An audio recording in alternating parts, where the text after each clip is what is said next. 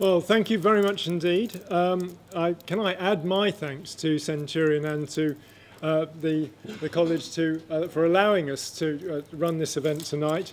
It's a very exciting opportunity to introduce to you the new plan for the city. In the current economic climate, we set ourselves some very serious targets that we're aiming to meet with our new plan. And they are very serious challenges as well in the current economic climate. And it's about trying to meet the needs of the city as far as we possibly can. We require in the city 6,000 jobs to stand still. That is the conclusion of the City Employment and Skills Plan. We have concluded that we are unable to meet the full housing need of the city. And we need, as a result, to find a balanced strategy which balances the need for the requirement for housing, jobs, and the essential city infrastructure for the city.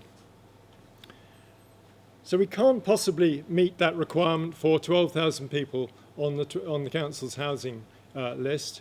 And we are looking as far as possible to see how we can meet the forecast need for office floor space and for retail comparison floor space. Those of you who are familiar with Brighton know that we are squeezed between the South Downs and the sea.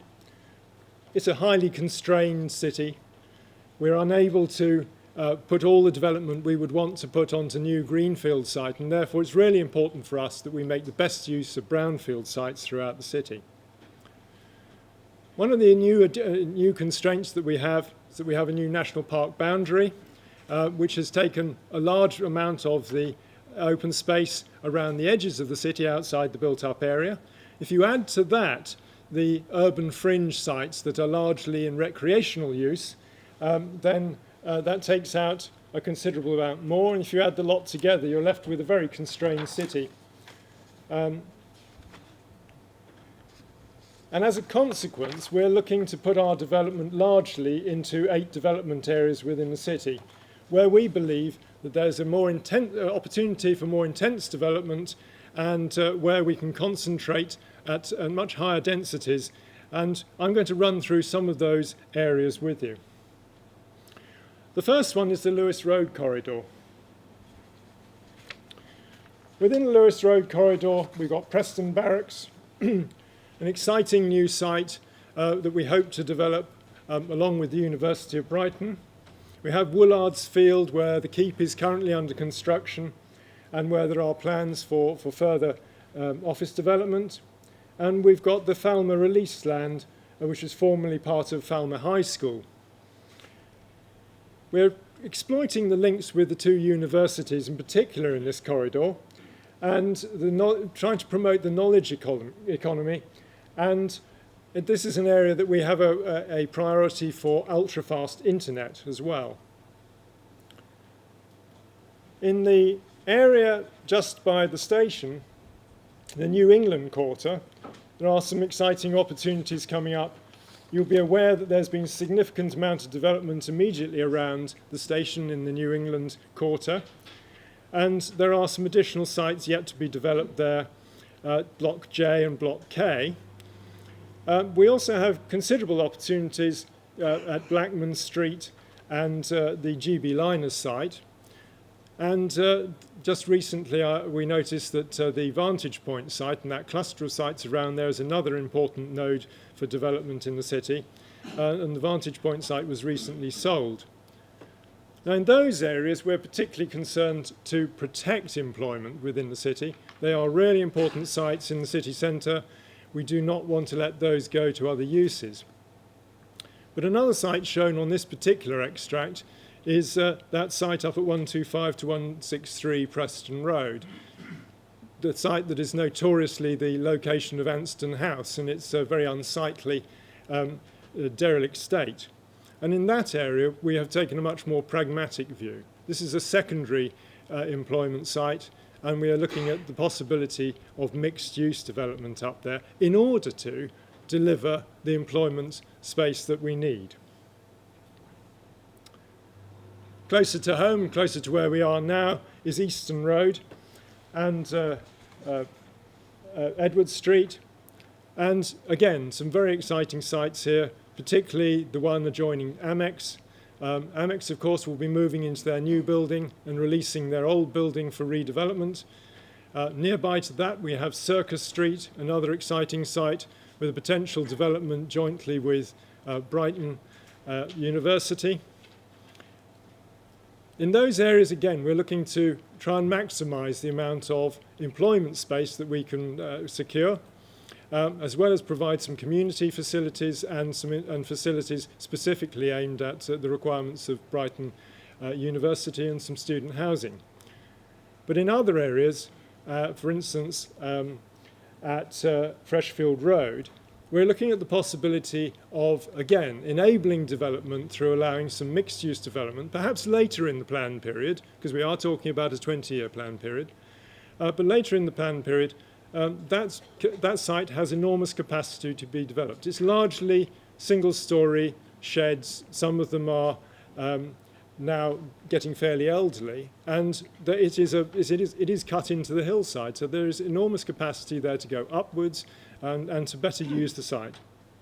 And of course, the really exciting thing, marked number 1 on this map, is the Royal Sussex County Hospital, and we are convinced that that will also drive some medical or medical-associated jobs being brought into the city in that part of the city. But a sustainable city, what does sustainability mean? It means that we have the ability to grow and to regenerate in a sustainable manner. That does not mean that there is no growth or development. It means creating a more sustainable city around economic success and meeting the social needs of the city, and also protecting and enhancing the highly valued natural and built environment. We don't believe that those requirements are exclusive. We believe that they can all be accommodated. The city is going to be working to One Planet Living framework guiding principles to move towards a more sustainable city. Now, we've explained what that means in the city plan, but it's a very exciting way of ensuring that we only consume the resources that we can afford to consume. And we're also committed to creating an urban biosphere reserve. Now, that goes beyond the city boundaries and links up with adjoining authorities as well. Well, why do people invest in Brighton? They invest in Brighton primarily because it's an attractive city. And most of the investment that comes to us, we believe, is attracted by Brighton being a first-class location and a really pleasant work environment. Part of what makes Brighton and Hove an attractive place to live and work is the quality of that historic built environment and the public realm.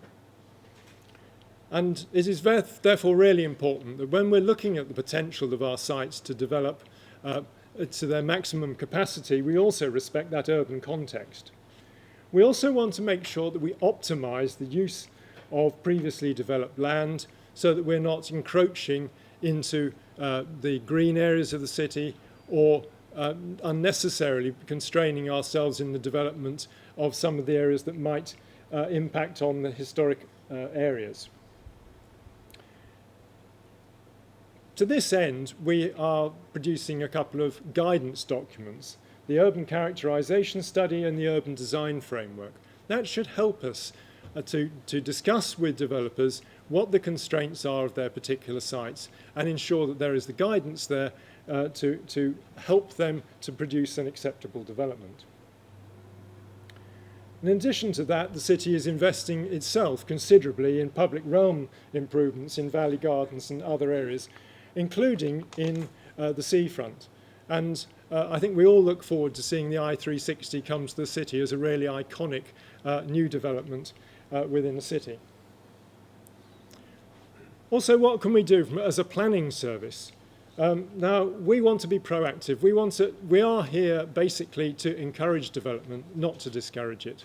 I know there's this belief that planning is all about stopping development. That is not the case. So we run a pre-application advice service. That means that you come in and you discuss with us in advance of making a planning application what you would like to do, and we try and help you to achieve your aspirations as well as meeting ours. We also have a planning projects team that's very specifically about bringing forward sites within the city for development, producing briefs and site schedules, and also trying to help produce information that will ultimately attract investment in the city. And how important it is in this great city of partnerships that we work in partnership with our developer partners, particularly Preston Barracks with the University of Brighton and Amix on Phase 2. Really important that when we have a developer who is thinking along the same lines as us, that we work closely with them. Now, planning briefs are there not to set constraints, but primarily there to unlock development sites. And it's really important for us that we, in particular, unlock local employment schemes. And part of the arrangements that we have in granting planning consents is to try and encourage the links with the economic development and skills and training, and encourage developers to actually enter into training arrangements. Part of that partnership is also supporting those areas that are already growing. Very important for us that we should work with those people who are succeeding in the city, and we are particularly seeking ultra-fast broadband in order to do that with our digital and creative industries, and also creating a hub here at New England House for creative and digital industries.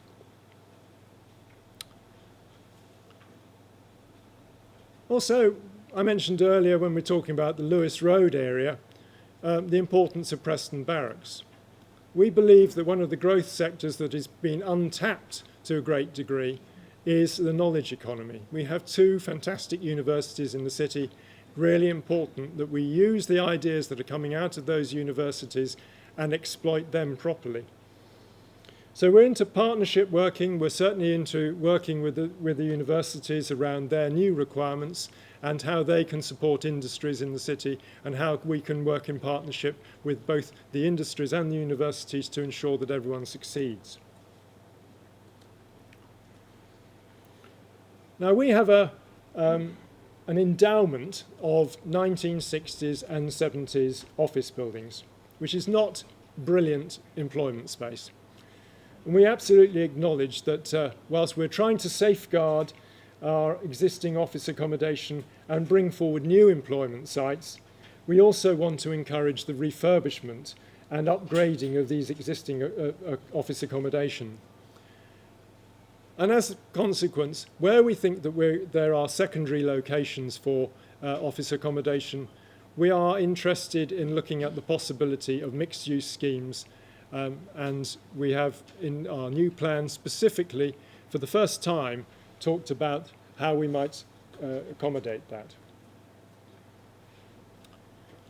But we also have a recent record of producing considerable successes in refurbished employment space, as well as a very significant new development out at City Park of around 20,000 square metres. Now, that is roughly what we are looking to provide in the New England quarter as part of our requirement for the shortfall of office accommodation in the city. So that gives you some sort of an idea of the scale of the challenge that we have in finding new office accommodation at this time. Plan does, however, propose mixed-use developments in order to bring some of these sites forward. We also recognise that some of our industrial estates are in need of some refurbishment. And as an example here of Freshfield Road, where I've already mentioned there's a potential capacity there to go considerably further in terms of providing accommodation. There's a School Road where the plan currently proposes the opportunity to go to mixed-use development. And thankfully, there's a good example as well from Woodingdean, where there's a good quality modern new development coming forward. It is really important for the development industry to be able to feed back to us whether or not the current plan, which is aimed at growth, which is aimed at providing employment for the city, is doing the right thing. And we would very much welcome the involvement of all those who are here in having a look at the plan. Pick the parts that you need to look at. Don't feel obliged to read all 200 pages of it. We have got abbreviated versions out in the reception area. And we would also ask you to then send us your comments. Please send us your comments. Here is the website link. The website link is also on the abbreviated plan. And I hope that everyone enjoys the rest of the discussion tonight. Thank you very much.